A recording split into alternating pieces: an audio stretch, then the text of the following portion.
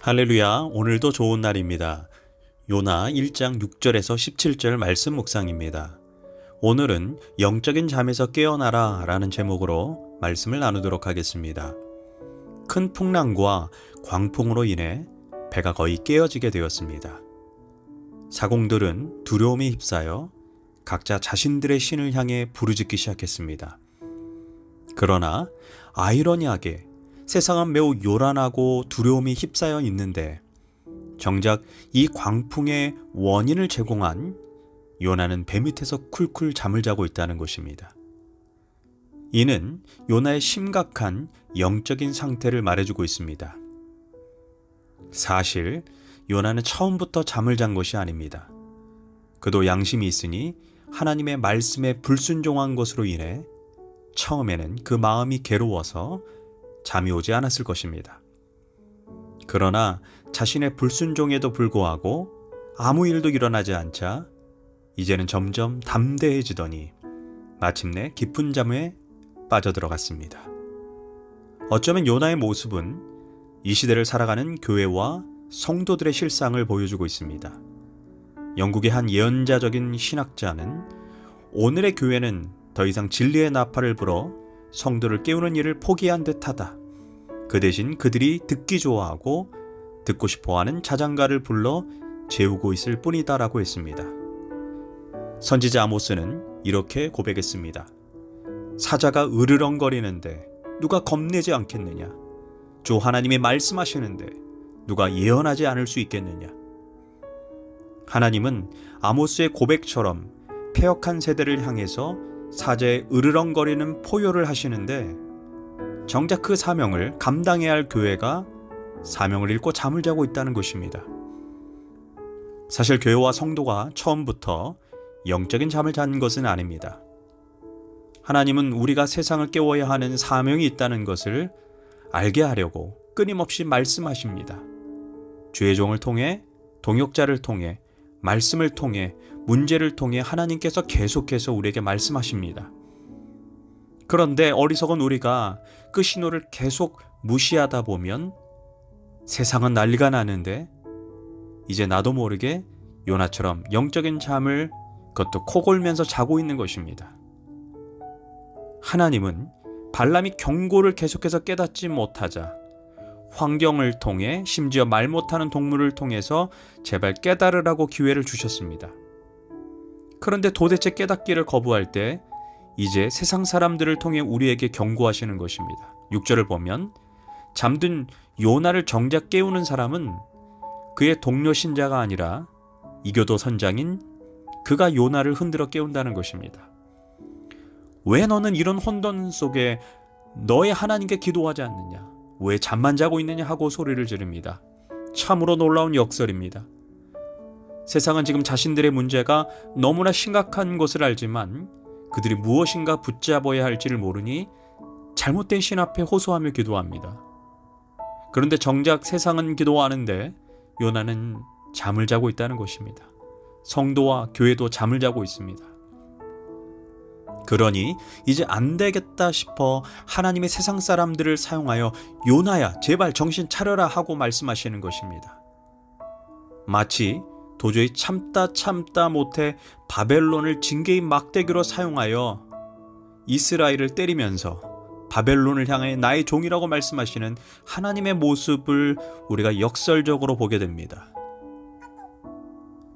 여기서 우리가 웃지 못할 상황은 지금 세상이 풍랑과 광풍으로 배가 깨어지는 위기가 배 안에 있는 이교도 사공들로 인해 생긴 것이 아니라 하나님의 백성인 요나의 범죄로 인해 세상이 고통을 받고 있다는 것입니다.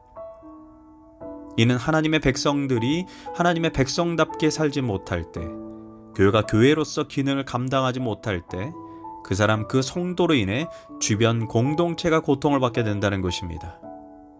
이제 이교도들이었던 사공들이 자신들의 신에게 기도해도 문제가 해결되지 않자 이제 제비뽑기를 통해 풍랑의 원인을 찾자고 말합니다.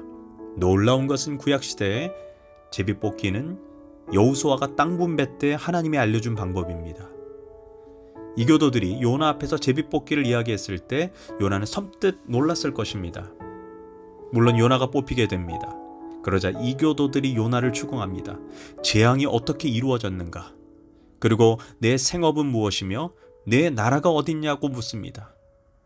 그러자 요나는 재앙의 원인으로 하나님의 명령을 피해 자신이 도망왔기 때문이라고 말합니다. 자신의 생업은 선지자고 이스라엘 사람이라고 말합니다. 그러면서도 아이러니하게 요나가 9절에서 이렇게 말을 합니다. 나는 바다와 땅을 만드신 하나님을 경외하는 자다라고 말합니다. 이 고백은 이교도 사공들에게 역설을 유발합니다. 아니, 하늘과 땅을 창조하고 다스리시는 하나님을 경외한다는 작자가 어떻게 하나님의 얼굴을 피해 도망갈 수 있다고 생각하는가? 사공들은 요나의 고백과 행동의 불일치에 대해 어이가 없어 보입니다. 또한 요나의 고백은 자신을 하나님으로 경외하는 자로 소개했지만 실상은 경외하는 자의 모습을 조금도 보이고 있지 않습니다. 그러니 사공들이 도리어 당황하여 10절에서 너가 그렇게 입술로 고백하지만 어쩌자고 너의 행동을 이렇게 했느냐라고 사공들이 도리어 하나님을 경외하는 모습을 보여주고 있다는 것입니다. 요나는 입술로는 하나님을 하늘과 땅의 창조주로 고백하지만 그의 행동은 자신의 고백과 전혀 다른 모습입니다. 이처럼 이율배반적인 태도가 세상 사람들에게 비치는 그리스도인들의 모습입니다. 예수님이 주인이라고 고백하지만 실제 행동으로는 자신의 이득과 이권을 위해서라면 불법도 서슴지 않습니다. 하나님을 사랑이라고 뜨겁게 찬양하면서도 자신의 마음과 행동으로는 주변 사람들을 향한 증오와 미움을 버리지 못한 채 살아갑니다. 이런 모습을 보는 세상 사람들은 속으로 이렇게 말합니다. 너나 나나 다를 게 뭐가 있냐. 겉으로는 사랑을 말하지만 도리어 세상 사람들보다 더 많이 주변 사람들을 험담하고 비방하는 모습을 우리는 보이고 있습니다.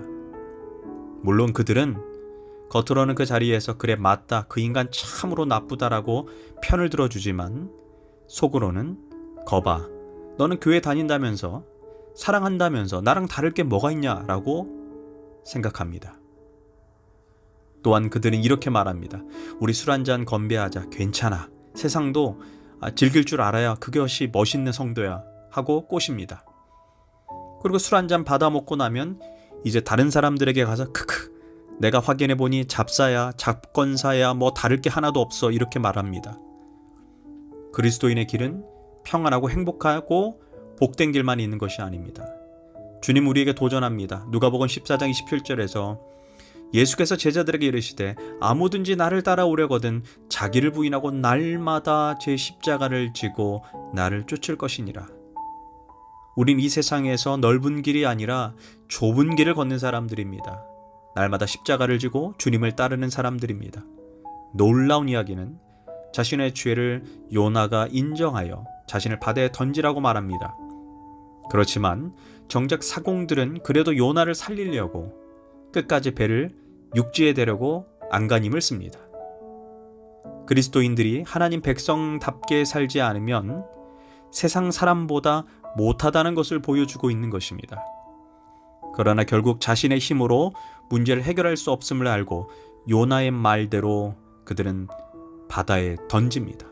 그 즉시에 바다가 잔잔해집니다.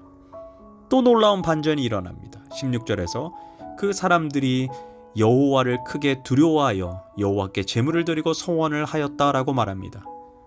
여기서 소원했다는 말은 앞으로 주님을 섬기기로 맹세했다라는 의미입니다. 요나가 진심으로 회개했을 때 그의 실수마저 선용하여 불신자들을 전도하겠다는 것입니다. 기도하겠습니다. 하나님, 내가 진실로 성도답게 하나님의 자녀답게 내가 속한 공동체에서 살게 하소서. 내 모습을 통해 세상 예수님을 보게 하소서. 예수님의 이름으로 기도합니다. 아멘.